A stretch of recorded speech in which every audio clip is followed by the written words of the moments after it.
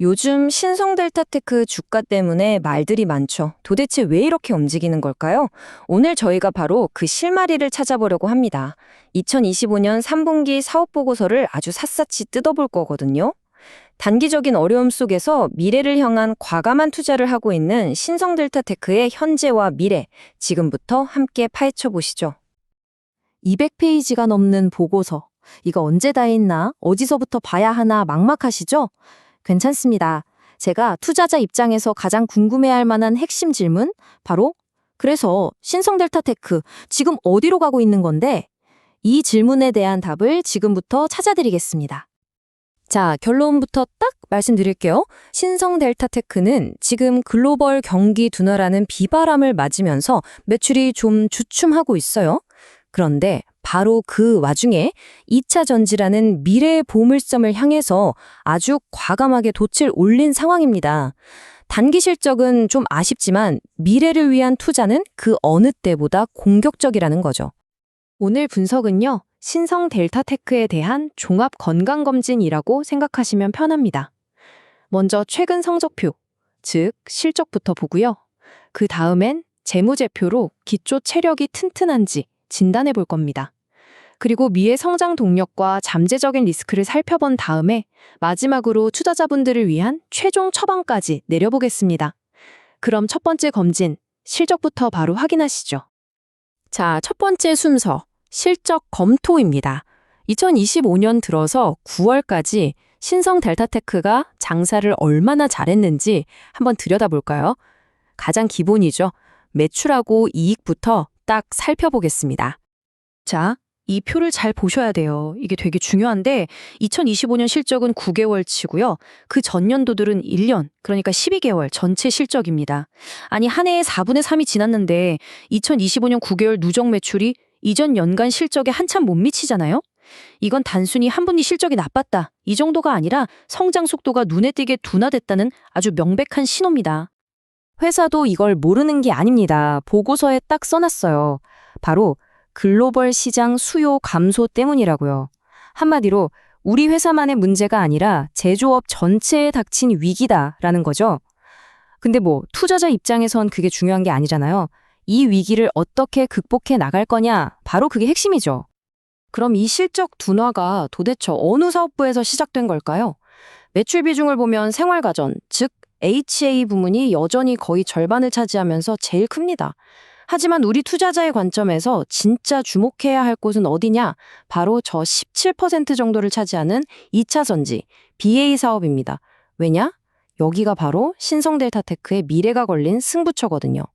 이 표를 보시면 더 명확해지죠. 생활가전, 2차 전지, 물류까지 모든 핵심 사업부의 9개월 실적이 작년 연간 실적에 크게 못 미치는 걸 알 수 있습니다. 그야말로 전방위적인 성장 정체 상황이라고 볼 수 있죠. 특히 미래 성장 동력으로 꼽히는 2차 전지 부문의 둔화가 눈에 좀 띄네요. 자, 이렇게 실적이 좋지 않으면 당연히 회사의 곳간 사정이 궁금해지죠. 과연 신성델타테크는 이 어려운 시기를 버텨낼 만큼 튼튼한 재무 구조를 가지고 있을까요? 지금부터 재무 상태표를 통해서 회사의 재무 건전성을 한번 진단해 보겠습니다.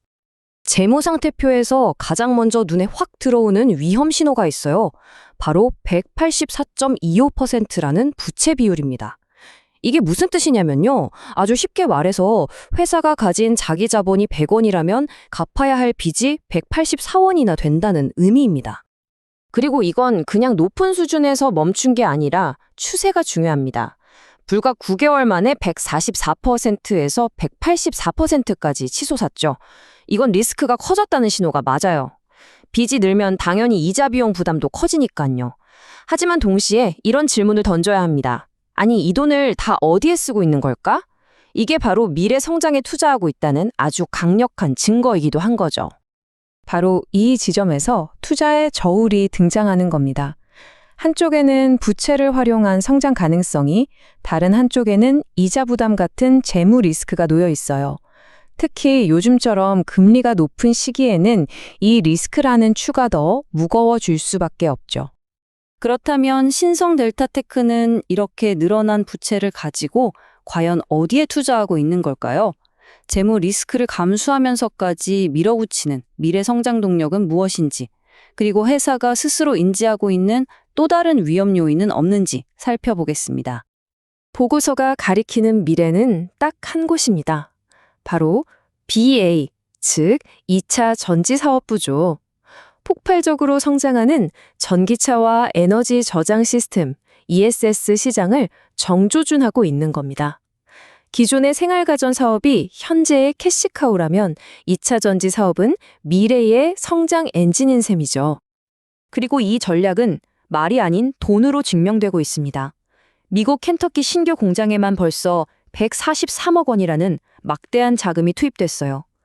근데 왜 하필 켄터키일까요? 거기가 바로 북미 전기차 시장의 심장부입니다.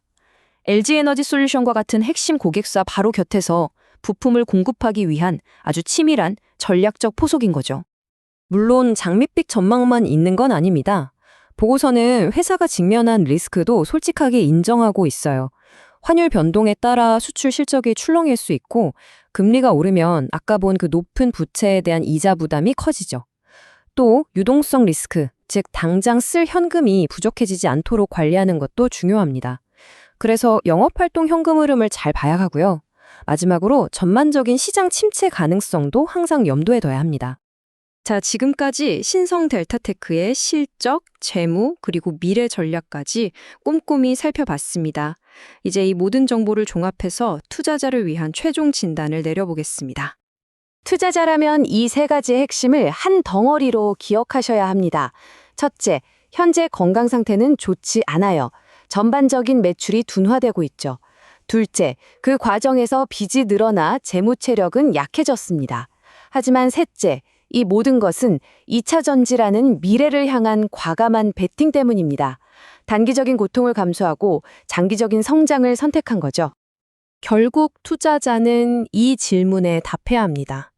LG에너지 솔루션과 함께하는 북미 2차 전지 시장 공략이 현재의 실적 부진과 재무 리스크를 모두 상쇄하고도 남을 만큼의 성공을 거둘 수 있을까요?